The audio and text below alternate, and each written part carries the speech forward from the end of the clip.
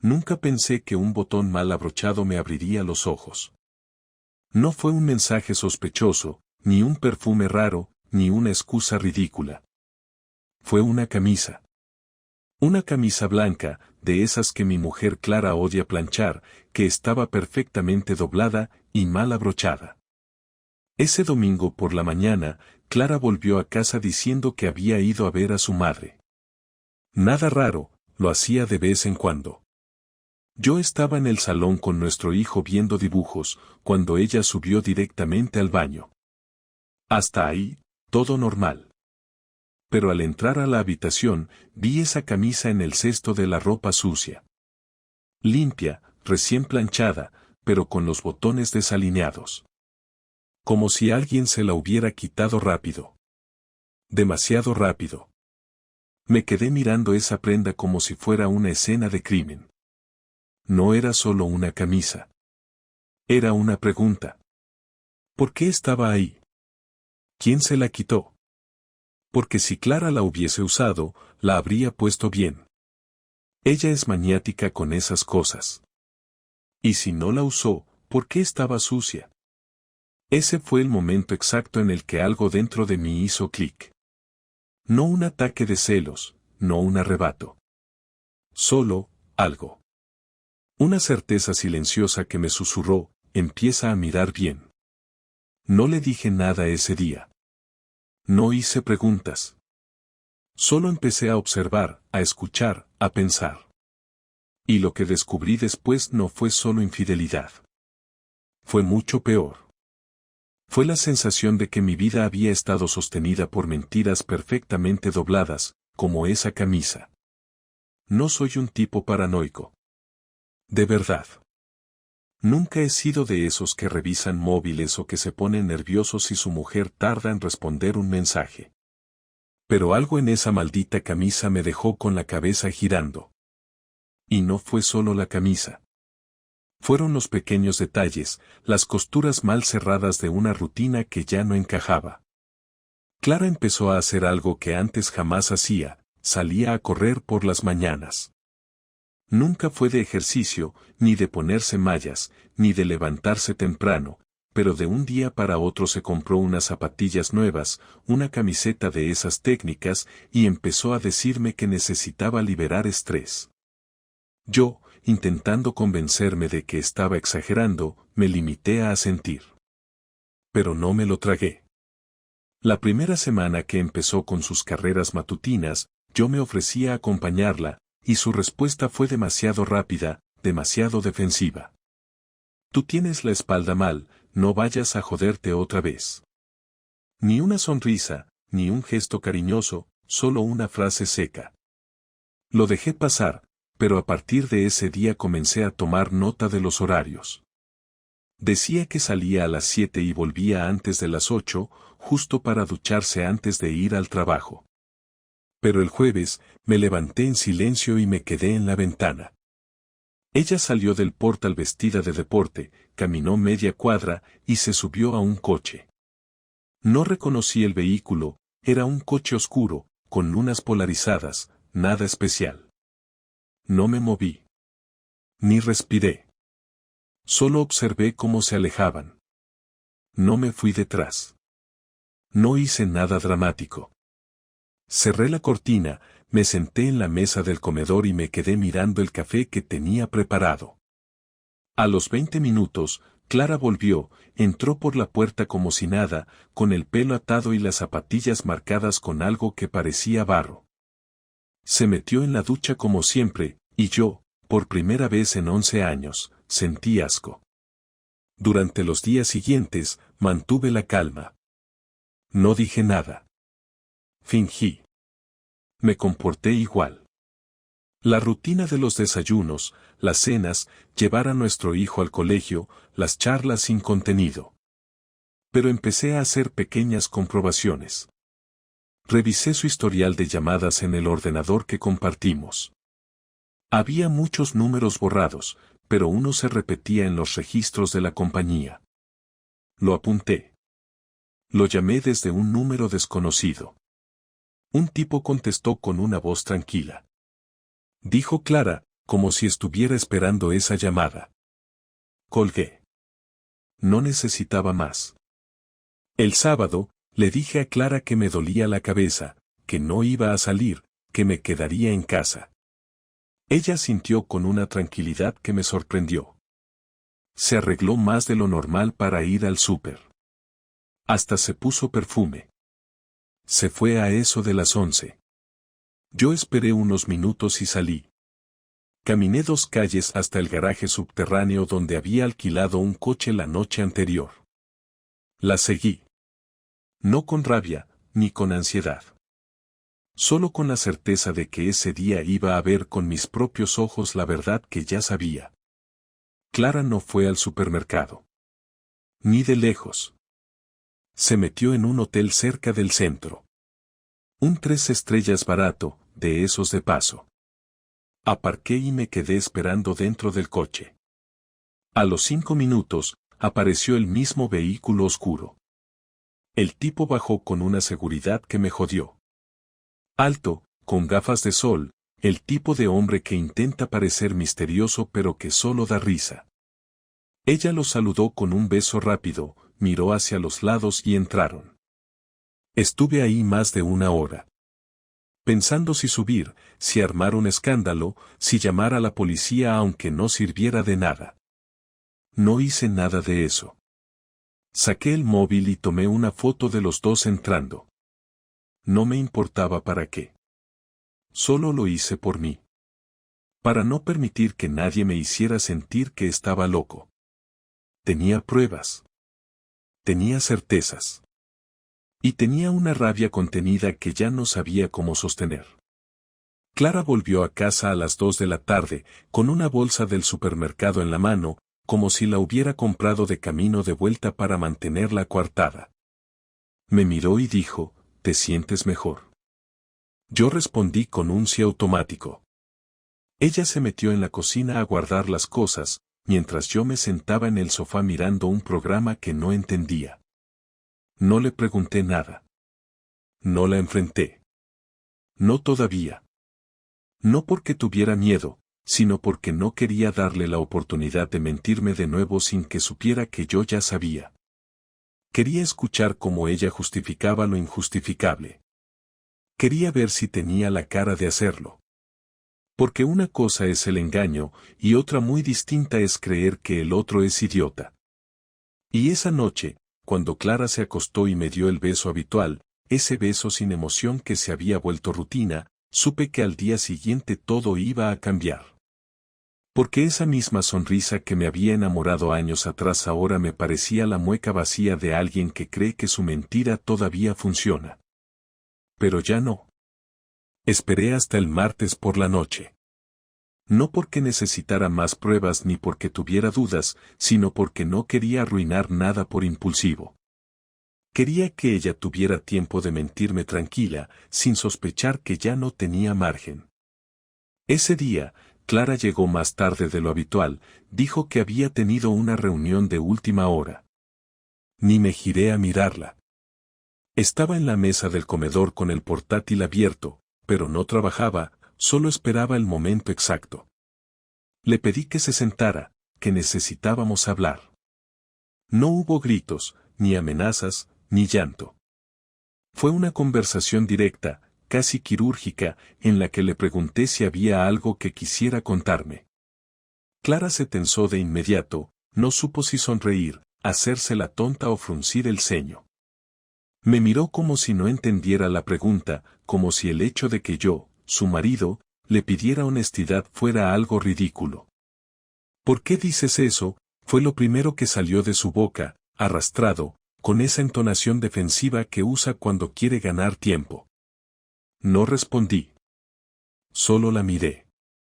Ella bajó la mirada por un segundo, luego volvió a subirse el papel de víctima como si nada.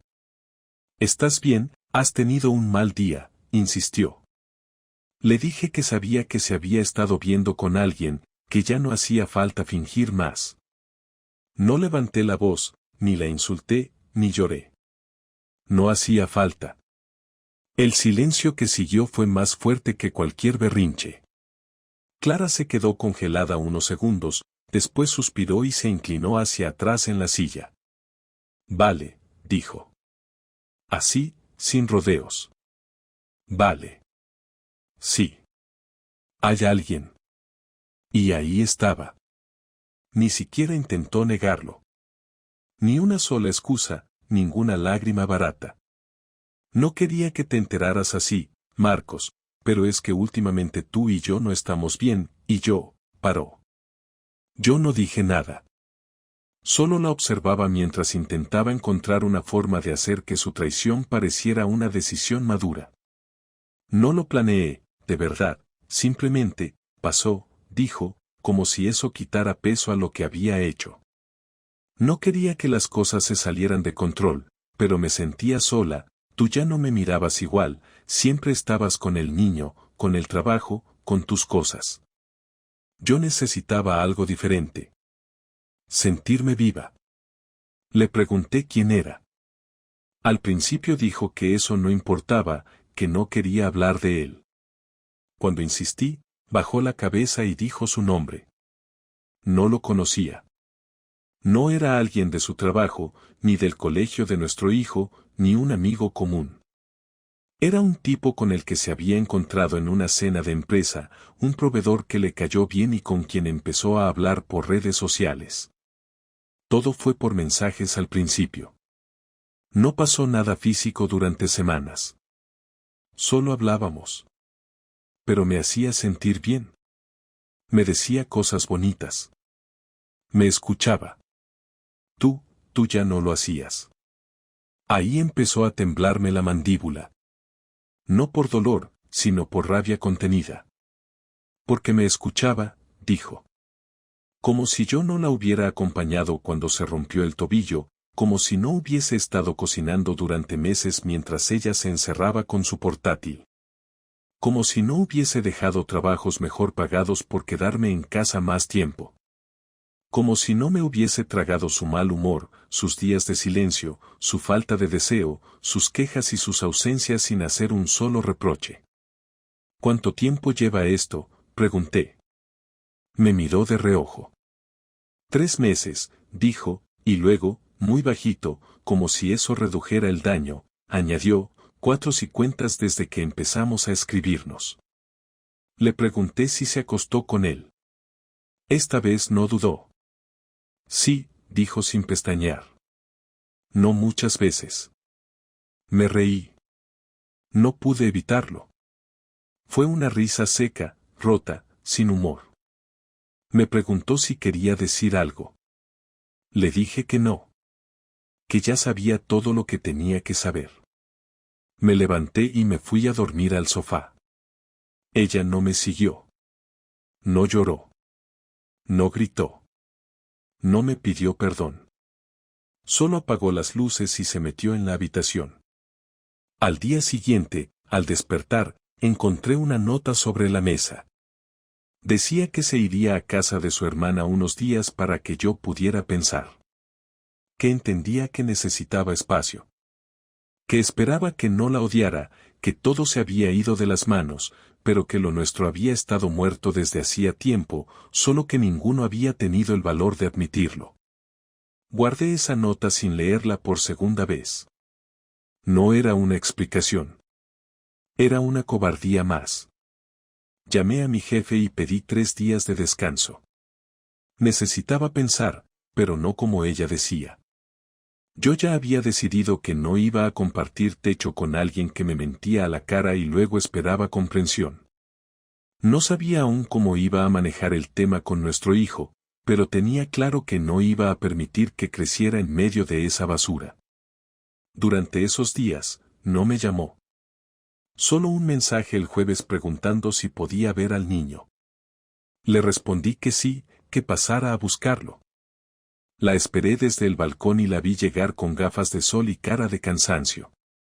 El niño salió corriendo a abrazarla, y por un instante, pensé en todo lo que podía haberse evitado si ella hubiera sido sincera desde el principio.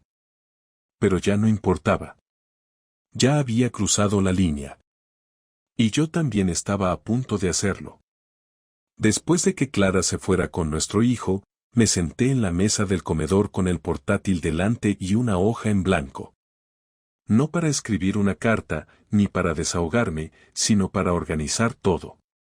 Quería hacer algo más que gritar o romper cosas, necesitaba que sintiera el peso de sus decisiones sin necesidad de tocarla ni insultarla. Ella había decidido borrarme poco a poco, mientras seguía usando la casa, mis cuidados, mi compañía y mi confianza. Yo no pensaba dejarla seguir con esa comodidad ni un día más. Empecé por lo simple, vaciar la cuenta común. No todo, solo la mitad exacta, la que me correspondía. Luego abrí una nueva en otro banco, solo a mi nombre, con un acceso en 2 pasos que nadie más que yo podía desbloquear. También cancelé las tarjetas de crédito compartidas, dejándole una con límite bajo, para evitarle el drama de quedarse completamente sin acceso a dinero, pero suficiente para que entendiera que se había acabado la barra libre. Luego pasé a la parte que sabía que le dolería más, el círculo social. Clara tiene una imagen que cuida más que a sí misma. Siempre se esfuerza por parecer estable, responsable, una madre entregada, una mujer respetable. Mandé mensajes privados a 3 personas que sabía que eran clave en su mundo, su mejor amiga, su compañera más cercana en el trabajo y su hermana. No hice una escena pública, no expuse nada en redes, no grité en plazas. Solo les mandé capturas de pantalla de los mensajes con el otro tipo, los horarios de los encuentros, la foto entrando al hotel y la conversación en la que ella misma admitía todo. No pedí que le dieran la espalda, ni que hicieran nada. Solo les dije que si alguna vez me vieron distante o triste, ya sabían por qué. En menos de una hora, una me bloqueó, la otra me contestó con un no lo puedo creer y su hermana me pidió que habláramos. A la hermana no le dije nada más. No quería consuelo ni explicaciones familiares. Me bastaba con que la vergüenza comenzara a filtrarse. Clara valoraba demasiado esa máscara social como para no sentir el golpe. Luego contacté con una abogada. No me importaba que el divorcio fuera difícil, solo quería que quedara registrado con claridad por qué terminábamos. Pedí que se incluyera la prueba de infidelidad como causa directa. No es que creyera que eso cambiaría mucho legalmente, pero a nivel moral y personal era una línea en la arena que yo no pensaba dejar borrosa. La abogada fue directa, me pidió los archivos y me explicó cómo proceder. No había marcha atrás. Esa noche, cuando Clara volvió con el niño, lo vi en su cara. Algo había llegado a sus oídos. Me miró como si esperara una explosión, pero no le di ni una palabra. Solo le pedí que durmiera en la habitación del niño porque yo necesitaba espacio. Ella no dijo nada, se limitó a asentir. La imagen perfecta se le empezaba a deshacer y no tenía cómo frenarlo. Al día siguiente recibió el primer golpe real, su tarjeta no pasó en el supermercado. Me llamó al móvil. No respondí. Me escribió, ¿qué pasa con la cuenta?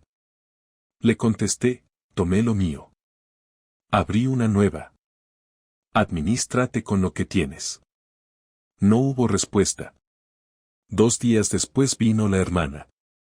No me vino a defenderla, eso quedó claro desde el primer minuto. Me dijo que Clara estaba destrozada, que no paraba de decir que lo había arruinado todo, que no sabía por qué había hecho lo que hizo. Le respondí que eso ya no me importaba. Le dije que no pensaba convivir con alguien que me había mentido a la cara mientras me usaba como si fuera un mueble. La hermana, para mi sorpresa, no me contradijo. Me pidió que no le quitara al niño, que no lo usara como herramienta, que Clara se merecía mi desprecio, pero no que yo destruyera la relación madre-hijo. Le prometí que no lo haría. No porque lo mereciera ella, sino porque él no tenía culpa. Ese mismo fin de semana, envié un correo al colegio del niño notificando que todos los temas administrativos pasarían exclusivamente por mí. También hablé con el pediatra, con la compañía de seguros, con el casero. Cambié todos los contactos de referencia. Clara podía seguir viéndolo, Podía pasar tiempo con él, pero ya no tendría el control de nada. Ella había renunciado a eso el día que eligió acostarse con otro. El lunes a primera hora entregué los papeles del divorcio. Clara no dijo nada durante todo el desayuno. Yo tampoco. A las 10 de la mañana recibió la notificación en el correo. Escuché el sonido del móvil, luego el silencio. No lloró. No gritó. Solo se levantó, se fue al baño y cerró la puerta con cuidado. No me sentí bien. No hubo alivio, ni satisfacción, ni justicia poética. Solo una sensación de haber hecho lo que tocaba. De haber puesto cada cosa en su sitio. Yo no soy mejor que nadie, no me creo perfecto, pero sí sé lo que es estar en una relación dando el 100% y ver que del otro lado solo queda desgaste, manipulación y excusas. Clara destruyó lo que teníamos sin avisar, sin pelear por arreglarlo, y cuando se dio cuenta de que yo no iba a esperarla con los brazos abiertos, empezó a entender lo que era perder algo de verdad. Pasaron 5 días sin hablar más que lo justo. Coordinaciones sobre nuestro hijo, horarios, temas del colegio, algún mensaje seco por WhatsApp para no discutir delante del niño. Clara se movía por la casa como si caminara sobre cristales. No hacía ruido, no opinaba, no preguntaba. Se notaba que no sabía cómo actuar conmigo. Yo, por mi parte, ya no tenía interés en hacerle la vida fácil. Dormíamos en cuartos separados, comíamos a distintas horas, evitábamos cruzarnos todo lo posible. El ambiente era frío, pero no por tensión, sino porque todo lo que había entre nosotros se había vaciado por completo. Ya no quedaban emociones activas, solo el recuerdo incómodo de lo que alguna vez fuimos. Ese viernes, después de dejar al niño con sus padres para que pasara el fin de semana con sus primos, Clara me pidió hablar. Lo dijo de frente, sin rodeos, y por primera vez desde que todo estalló, noté que su voz no era defensiva ni arrogante, sino agotada. Le dije que sí, que si quería decir algo, ese era el momento, porque yo ya estaba cerrando todo mentalmente. Se sentó frente a mí en la mesa del salón. No traía papeles, ni argumentos, ni lágrimas. Solo a ella, tal como era ahora. Me miró unos segundos antes de hablar. Sé que lo arruiné todo, y no quiero que pienses que vengo a pedir que me perdones o a intentar salvar algo que está muerto. Solo quiero explicarte algunas cosas, porque me parece justo que al menos escuches lo que no me atreví a decirte antes. Asentí. No por interés, sino porque quería terminar ese capítulo. Ella respiró hondo y continuó. Cuando empezó lo del otro tipo, no fue porque quisiera cambiarte, ni porque estuviera buscando algo físico. Lo sé, suena estúpido, pero en ese momento no me parecía tan grave. Era solo alguien con quien hablaba. Al principio me hacía sentir, no sé, escuchada, como si aún tuviera algo que decir que le importara a alguien. Sé que eso suena como una excusa, pero no lo digo para justificarme. Lo digo porque es la verdad. Me fui alejando de ti sin darme cuenta. Un día dejé de preguntarte cómo estabas, otro dejé de tocarte. Pensaba que el problema eras tú, que estabas distante, aburrido, apagado. Pero ahora veo que fui yo quien se empezó a ir mucho antes de meterme con otro. No respondí. Esperé. Quería ver si había algo más. Clara bajó la mirada y después me miró directamente.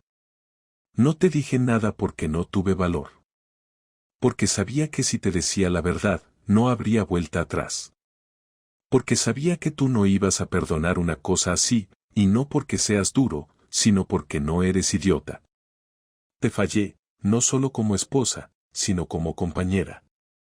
Y lo peor de todo es que ni siquiera puedo decir que valió la pena. No por el otro, que fue una decepción, sino porque perdí el respeto de alguien que siempre estuvo a mi lado incluso cuando yo ya no estaba del tuyo. Le pregunté qué quería con esta conversación. No lo dije en tono agresivo, solo directo. Ya había escuchado demasiado. Nada, dijo. Solo que lo supieras. Que si algún día te preguntas por qué todo se fue a la mierda, no pienses que fue por culpa tuya. Fui yo la que dejó de luchar, fui yo la que traicionó, fui yo la que no tuvo huevos de decirte que estaba mal. Tú hiciste todo lo que pudiste, incluso más de lo que te tocaba. Y eso nunca voy a poder devolvértelo. Volví a quedarme en silencio. No porque no tuviera nada que decir, sino porque nada que dijera iba a cambiar lo que ya estaba destruido. Le pregunté si quería la custodia compartida o prefería otro tipo de acuerdo. Su respuesta fue inmediata. Quiero que decidamos juntos lo mejor para él. Y voy a aceptar lo que tú creas que es justo, porque sé que tú siempre vas a priorizarlo a él, no como yo, que puse mi ego primero. Después de eso, nos quedamos un rato sentados sin hablar. No era una escena emotiva, no había lágrimas, ni abrazos, ni manos que se buscaban. Era simplemente la última conversación entre dos personas que ya no se reconocen como pareja, pero que aún se deben una despedida digna. Le dije que firmaría lo que hiciera falta, que no iba a ponerle trabas, pero que tampoco pensara que todo iba a volver a la normalidad alguna vez. No espero eso, dijo. Solo espero que, con el tiempo, podamos llevar esto con respeto. Sobre todo por él. No quiero que crezca odiándome. Le dije que eso dependía de ella. Yo no pensaba hablarle mal de su madre, pero tampoco iba a cubrir sus errores. Clara asintió, se levantó de la silla y se fue al cuarto sin mirar atrás. Y yo me quedé ahí, mirando la mesa, recordando todas las veces que habíamos comido juntos sin saber que todo ya estaba roto. No sentí paz ni rabia. Solo cansancio. Un cansancio que no viene del cuerpo, sino de saber que por mucho que uno haya querido construir algo firme, a veces la otra persona solo quiere salir corriendo. 2 semanas después firmamos los papeles. Lo hicimos en silencio, sin discusiones, sin abogados presentes más allá del trámite básico. Fue rápido, práctico y, dentro de todo, civilizado. Clara se fue a vivir a casa de su hermana por un tiempo hasta encontrar un piso pequeño cerca del colegio para estar más cerca del niño. Acordamos días de visita sin necesidad de peleas. Ni ella ni yo teníamos ganas de prolongar lo que ya estaba acabado. El niño, como era de esperar, se dio cuenta de que algo pasaba, pero fuimos claros con él. Le explicamos que mamá y papá ya no iban a vivir juntos, que no era su culpa, que lo queríamos igual los dos, y que eso no iba a cambiar. Lloró, claro, pero fue más fuerte de lo que imaginé. Nos abrazó a los dos y preguntó si aún íbamos a jugar con él. Le dijimos que sí. Y lo cumplimos. Una parte de mí pensaba que al firmar los papeles sentiría una especie de alivio, algo parecido a una liberación, como si al cerrar oficialmente una etapa pudiera empezar otra. Pero no fue así. No sentí nada. Ni tristeza, ni rabia, ni consuelo. Era como tachar una tarea pendiente en una lista que nunca quise escribir. Volví a casa solo, me senté en el sofá, y por primera vez en mucho tiempo no tuve que fingir que estaba bien. Solo estuve ahí, sin pensar, sin moverme, sin necesidad de responderle a nadie. Esa noche dormí 8 horas seguidas, algo que no me pasaba desde hacía meses.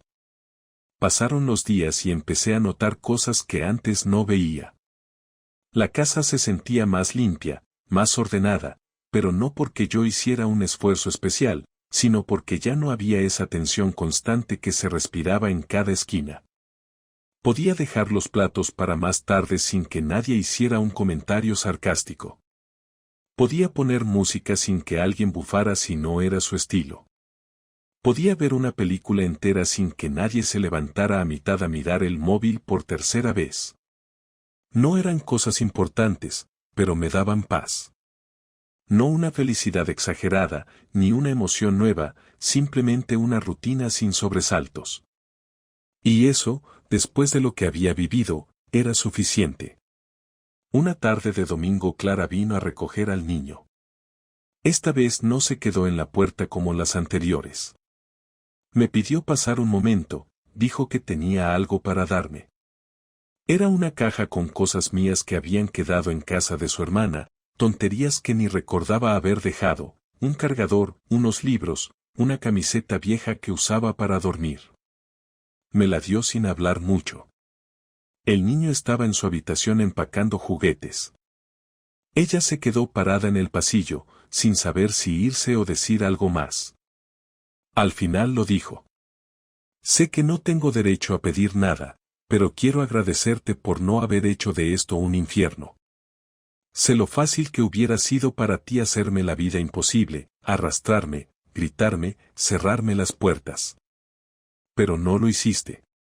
No porque yo lo merezca, sino porque tú no eres de esa clase de personas. No contesté enseguida. Me tomé mi tiempo. Luego dije, no lo hice por ti. Lo hice por mí.